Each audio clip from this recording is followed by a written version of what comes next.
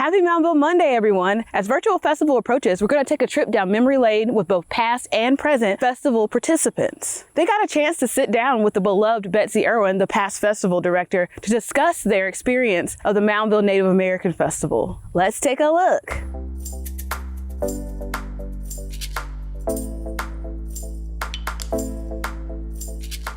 Until about 8 years old, I grew up between Alabama and Alaska.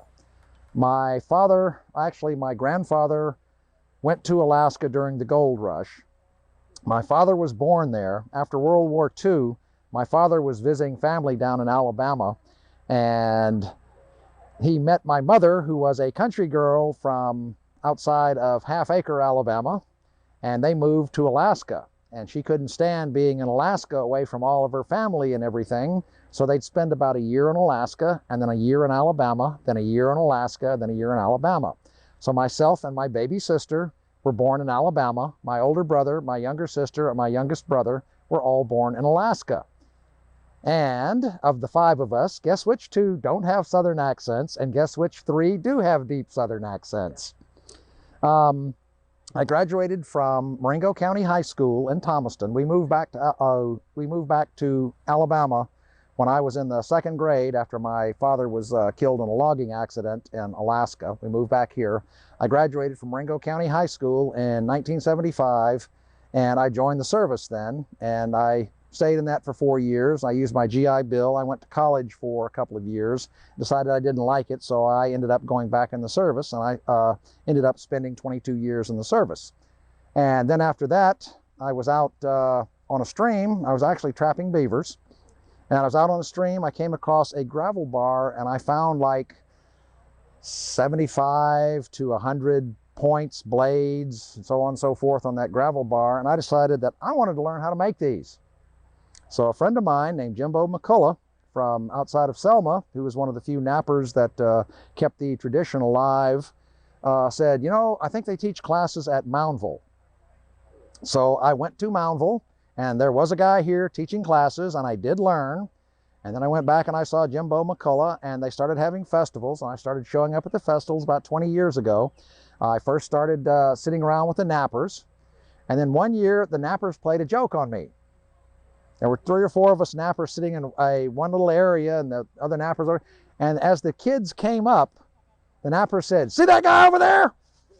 He's the one that's doing the demonstration. He's the one that'll tell you about napping." And I ended up getting swarmed with kids. And the other 2 nappers got up and left after about 15 minutes, but I stayed there. And basically, once that happened, I decided that I actually liked it. And I kept coming back to the festivals. And then I had a friend here named Chip Wenty. And Chip said, "Hey, why don't we do a display?"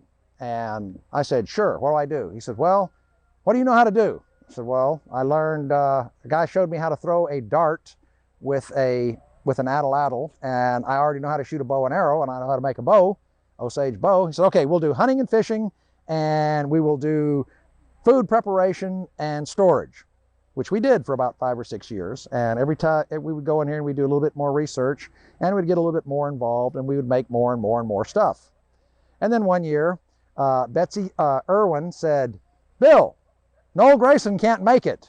You need to take over the weapon range." And I was like, okay, what do I do? She said, "Just throw darts and shoot arrows." Okay, so I did. And that's what I've been doing pretty much ever since. How do you think that the presentation that you do or have done in the past helps visitors learn about Southeastern Native culture? Well, the first thing about it is most people get their idea of what Native Americans were like from Hollywood. Second thing, Hollywood almost exclusively deals with Western culture, usually Western Plains culture. They don't even handle the West Coast cultures, the Western mountain cultures. Almost everything they do is Plains Indians. So I try to go through here, I try to read historical papers, period historical papers, I try to read historical accounts.